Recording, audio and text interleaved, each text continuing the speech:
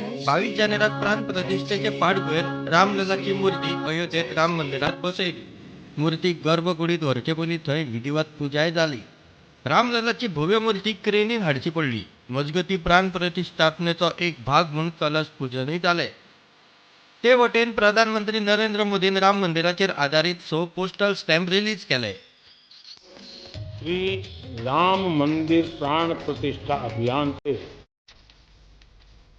जुड़े एक और अद्भुत कार्यक्रम से जुड़ने का मुझे सौभाग्य मिला। आज श्री राम जन्मभूमि मंदिर को समर्पित 6 विशेष स्मारक डाक टिकट जारी किए गए। विश्व के अलग अलग देशों में प्रभु श्री राम से जुड़े जो डाक टिकट पहले जारी हुए हैं, आज उनका एक एल्बम भी रिलीज हुआ।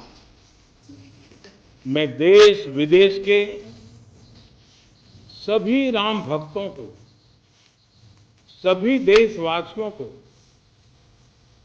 बहुत बधाई देता।